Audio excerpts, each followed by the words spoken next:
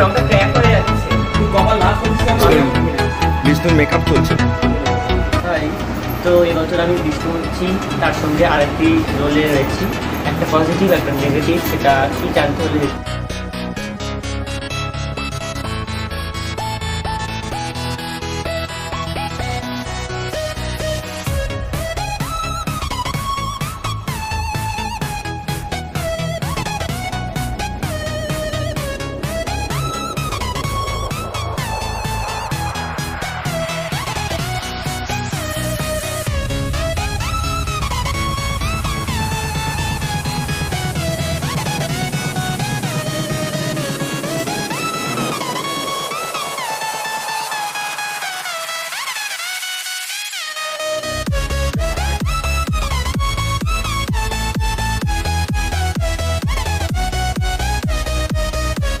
নমস্কার, আমি সৌম্যদেব দাস।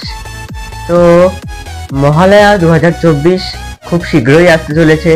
তো এই বছর আমাদের মহালয়ার নাম হতে চলেছে যুদ্ধাং দেহি। তো এর আগে আমি একটা লুকে ছিলাম, সেই লুকটা আপনারা অলরেডি দেখে ফেলেছেন, একটি অসুর অর্থাৎ শুম্ভের রোলে। গেস হোয়াট, এটি কোন লুক? তো আমি আপনাদেরকে বলে দিচ্ছি, এটা হলো স্বয়ং বিষ্ণুদেবের লুক। তো আমি ফার্স্ট টাইম বিষ্ণুর রোল প্লে করছি। এর আগেও বিভিন্ন মহালয়াতে বিভিন্ন দেবতার রোল প্লে করেছি, এমনকি কৃষ্ণও হয়েছে, বাট বিষ্ণুর রোলটা ফার্স্ট টাইম। তো এর জন্য একদম লুকটা আলাদা, হেভি ওয়েটের অনেক কস্টিউম আমাকে পরতে হয়েছে। আর গোফ রয়েছে, বাট অ্যাকচুয়ালি কিন্তু মেকআপের সাহায্যে আমার এই গোফটা ঢেকে দেওয়া হয়েছে, তো যেটা আমার একদমই প্রথমে ভালো লাগছিল না, কিন্তু লুকটা প্রপারলি ভাবে ম্যাচ করানোর জন্য সুতরাং এটি করতে হয়েছে। তো আমার দেখতে পাচ্ছেন এখন গোফ নেই, বাট আমি কিন্তু কাটিনি, এটা মেকআপের সাহায্যে পুরোটাই করা হয়েছে।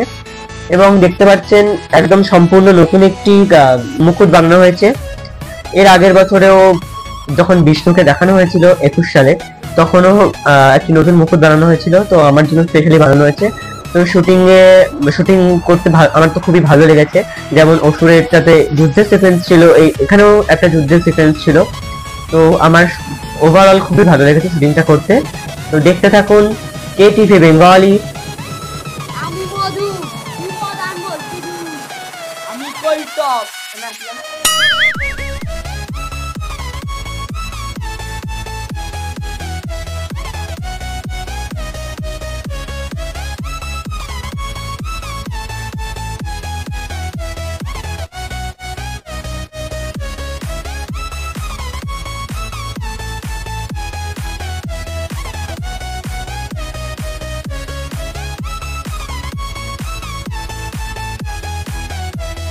আর মাত্র 4 দিন পর দেখুন যুদ্ধাং দেহি।